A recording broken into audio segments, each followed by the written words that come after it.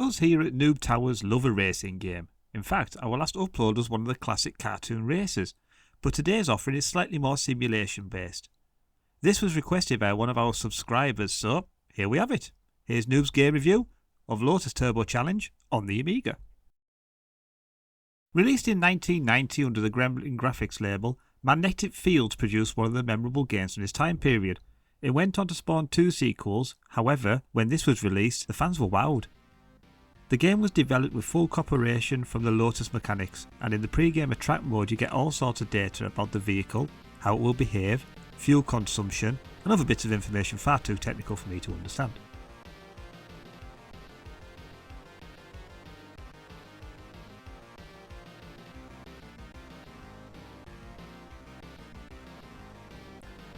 There are very basic options. You can choose your control mechanic. I always favoured a button to accelerate rather than the up key, manual or automatic gears, and you can enter your name. A little Easter egg here is if you change the player 1 and player 2 names to those on screen right now and start the game, you are rewarded with a little game of asteroids. A fun little distraction.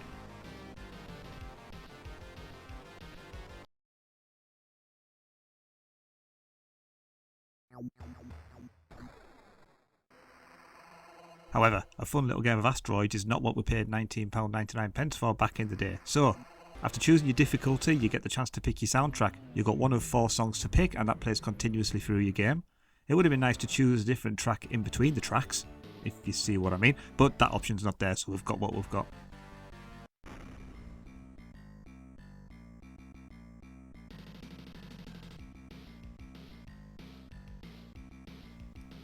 Before each race you were given a little information about the track you were about to face.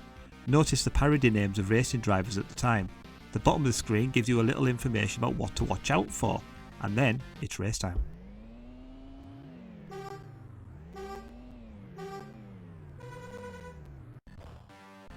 The game has an obvious connection to the luxury car maker Lotus, so don't expect any other car types other than a Lotus Esprit.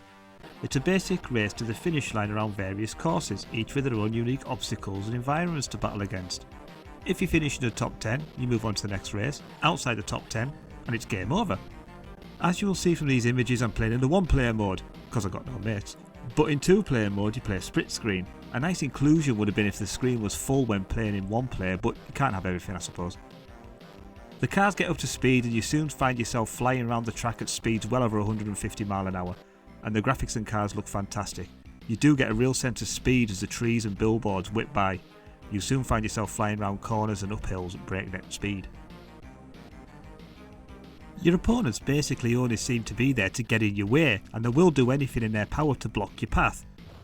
There's no real indication of which racer you are facing against, so you'll have to wait until the final standing screens to see how well you've all done. Each stage has slight differences.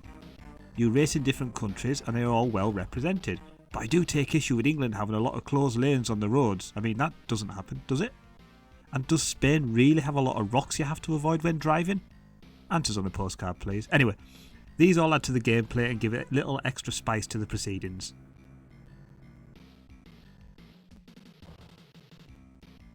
There is also an element of strategy to take into account. Your fuel drops as you fly around the track, and choosing when to pit will decide how you finish. As you can see, on my first attempt I had trouble figuring out how to do it. A quick Google search showed me that you just have to stop in the appropriate lane. Simple when you know how.